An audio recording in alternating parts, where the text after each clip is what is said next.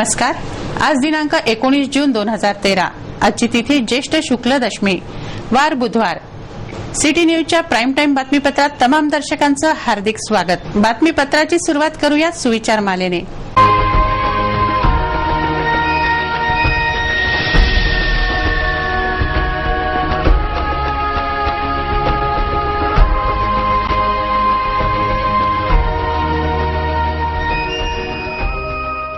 आता बघूया बातमीपत्रातील ठळक बातम्या।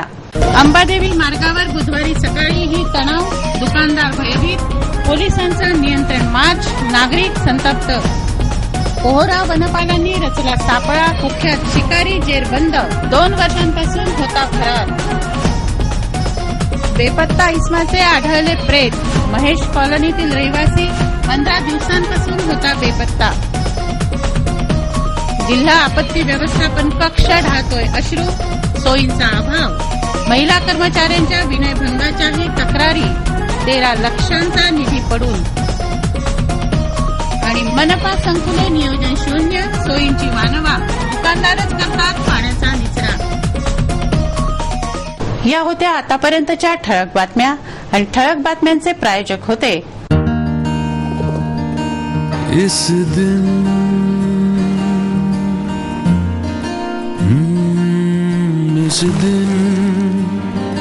का सबसे सुहाना पल कौन सा है, क्या कहता है, आजा घर आजा।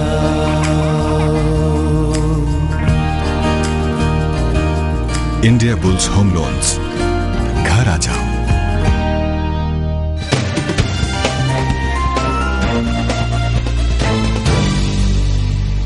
चला बघूया बातम्या विस्तारित स्वरूपात।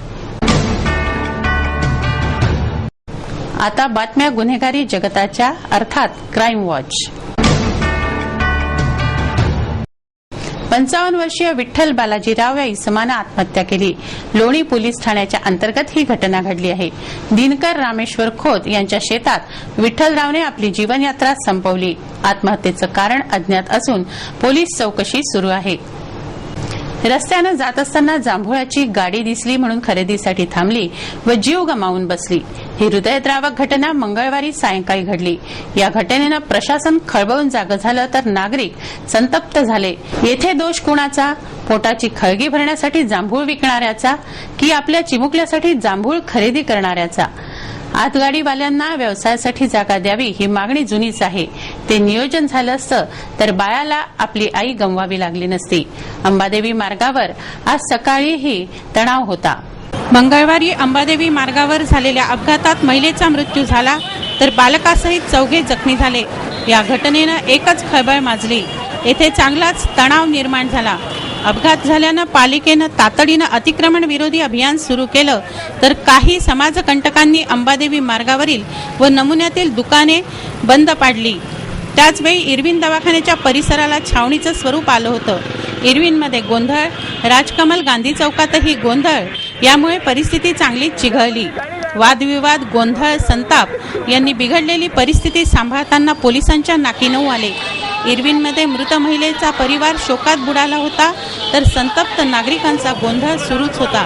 परिस्थिती नियंत्रणात आणण्यासाठी पोलिसांनी नियंत्रण मार्च काढला। एकीकडे मार्च निघालेला तर दुसरीकडे अतिक्रमण हटवण्याची कारवाई जोरानं सुरू असल्यानं येथील परिस्थिती बिकट झाली होती।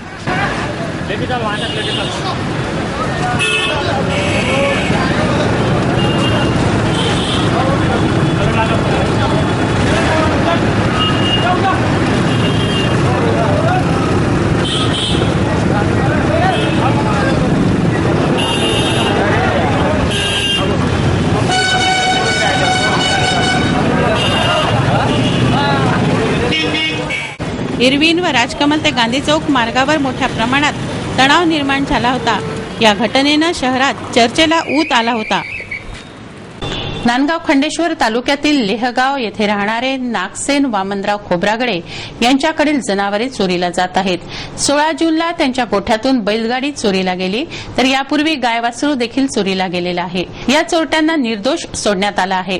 त्यांना शिक्षा देऊन आपल्याला न्याय मिळावा अशी मागणी खोब्रागडे यांनी पोलीस अधीक्षकांना केली आहे. ही जोडी आता 16/6/2000 रात्री 12 वाजता बैल जोडी चोरीला गेली आणि चोरीला गेल्यानंतर पूर्ण गावात पाहायला जोडी दिसली नाही. तिथून जोडी चोरीला गेली तिथं त्या ज्या गाडीतनी नेले त्या मेटाडोरवाल्याचे टायर आणि बाटली टाकताना सर्व तिथं पुरावे त्या तिथं होते. त्याच्यानंतर त्यांनी त्याच दिवशी सकाळी पाहिल्यानंतर पोलीस स्टेशनला नांदगावला रिपोर्ट दिला आणि तिथले अधिकाऱ्याने आले थातुरमधूर चौकशी केली. तेव्हापासून कोणत्याच प्रकारची कारवाई किंवा शेतात शोधाशोध कोणत्याच प्रकारचा घेतलेला नाही. या सदूर शेतकऱ्यांची मागच्या वर्षीसुद्धा अशा जून जुलैला जोडी चोरीला गेली आणि जे चोरणारे जे लोक होते ते सुद्धा सापडले गेले, पण त्यांच्यावर कोणत्याच प्रकारचे अद्याप पोलीस स्टेशन नांदगाव खंडेश्वरच्या कोणत्याच कर्मचाऱ्यांनी किंवा PSIनी कारवाई केलेली नाही. आणि यावर्षीसुद्धा त्याची 16/6च्या पूर्वीसुद्धा 2 महिन्यापूर्वी त्यांची गाय आणि गोरव हे सुद्धा चोरीला गेलेलं आहे. आणि वारंवार ज्या शेतकऱ्यावर अन्याय होत असताना हे सर्व लोक मिळून निवेदन पोलीस अधीक्षक यांना आम्ही आता निवेदन दिलेलं आहे. गेल्या 2 वर्षांपासून फरार असलेला कुख्यात शिकारी भोसले याला पोलिसांनी अटक केली. वनपाल पोहरा क्षेत्र कर्मचाऱ्यांनी सापळा रचून त्याला पकडलं. जंगलातील प्राण्यांची शिकार करणे, जंगलातील जागांवर नांगर चालवणे, झाडे तोडणे आदी गुन्हे त्याच्यावर होते. 24 जून 2011 रोजी न्यायालयानं त्याला 3 महिन्यांची सजा सुनावली असता तो फरार झाला होता. त्याला वनपालांनी अटक केली आहे. कुख्यात वनतस्कर आणि वनजमिनीवर अतिक्रमण करणाऱ्या दिलीप अवघ्या भोसले नावाच्या आरोपीला आम्ही अटक केली. त्याच्यावर 2008 पासून आतापर्यंत 4 वेगवेगळे गुन्हे दाखल आहेत. त्यामध्ये शिकार करणे, वनजमिनीवर अतिक्रमण करणे, याशिवाय तो पोलीस गुन्ह्यामध्येही त्यांना पोलिसांनाही तो आरोपी आवश्यक आहे. गेल्या 2 वर्षापासून फरार असताना न्यायालयानं शिक्षा केल्यावरही हा आरोपी फरार आहे. त्याला आम्ही जिल्हा न्यायालयासमोरून त्याला रंगेहात पकडलेला आहे. याच गुन्हेगाराच्या पत्नीने वनजमिनीवर अतिक्रमणाचा प्रयत्न केला म्हणून तिला आम्ही 17 तारखेला तिलाही अटक केलेली आहे. तिला 15 दिवसाची न्यायालयीन कस्टडी भेटलेली आहे. गेल्या 2 तारखेपासून बेपत्ता असलेल्या इसमाचा मृतदेह मिळाला आहे. नवसारी मार्गावरील एका शेतात हे शव आढळले. हा इसम कुठे जात होता, तो मृत पावला कसा, या गोष्टी अद्याप अज्ञात आहेत. गाडगेनगर पोलीस चौकशी करत आहेत. या मृतकाचे नाव रामरावजी श्रावणजी मुदाने असं आहे. 72 वर्षांचा हा इसम गेल्या 2 तारखेपासून बेपत्ता होता. त्याच्या खिशात 9 तारखेची परतवाडा व चिखलदऱ्याची तिकीट, इलेक्शन कार्ड याशिवाय दारूची बाटलीही सापडली. त्याच्या खिशातील साहित्यावरून हा इसम गडगडेश्वर नजीकच्या महेश कॉलनीतील राहणारा असल्याची माहिती मिळाली. सकाळी 7:30 वाजता ट्रॅक्टरनं जाणाऱ्या एका महिला व पुरुषानं हे शव पाहिलं व गाडगेनगर पोलिसांना सूचित केलं. पोलीस अधिकारी शिरसाट आपल्या दलासह येथे पोहोचले. जागेवरच शवाचं विच्छेदन करण्यात आलं. पुढील तपास सुरू आहे. दर्शकांनो, बातमीपत्रात अजून बऱ्याच बातम्या आहेत. त्यानंतर आपण बघणार आहोत या उर्वरित बातम्या.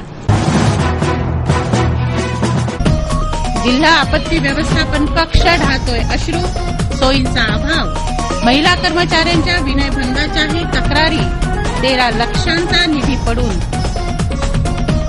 आणि मनपा संकुले नियोजन शून्य, सोयींची वानवा, दुकानदारच करतात पाण्याचा निचरा.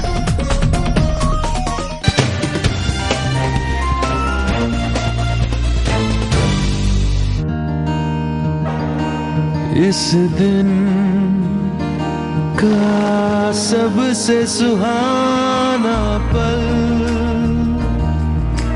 कौन सा है, क्या कहता है घर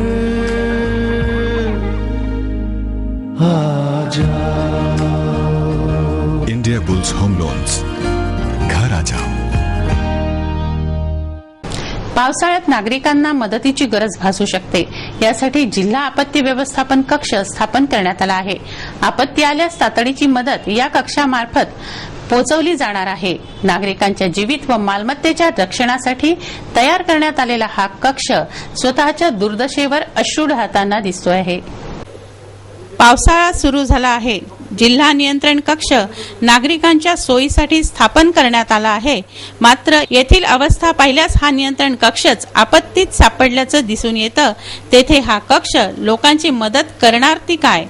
नियंत्रण कक्ष एका बोळीत आहे. त्यामुळे नागरिकांना संपर्क करताना अडचणी निर्माण होतात. विद्युत खंडित झाल्यास येथे इन्व्हर्टर नाही, एसी बंद, शिपायाला झोपायला जागा नाही, त्याच्यासाठी पंखा नाही, कक्षाला एखादी खिडकी सुद्धा नाही, जागा अपुरी, कागदपत्र ठेवण्यास जागा नाही, असा नन्नाचा पाढा येथे असून तेथे स्वच्छताही नाही. या सर्वांचा कळस म्हणजे कार्यरत महिला कर्मचाऱ्यांचा विनयभंग झाल्याच्या तक्रारी आहेत. आपत्तीच्या भोवऱ्यात सापडलेल्या या कक्षाचा अक्षरशः जीर्णोद्धार करण्याची गरज आहे. तरच येथून लोकांना मदत मिळू शकेल. अन्यथा आपत्ती व्यवस्थापन कक्ष नुसते नावालाच राहणार आहे. उल्लेखनीय म्हणजे या कक्षाच्या देखभालीसाठी 13 लाखांचा निधी आला आहे, तो पडून आहे.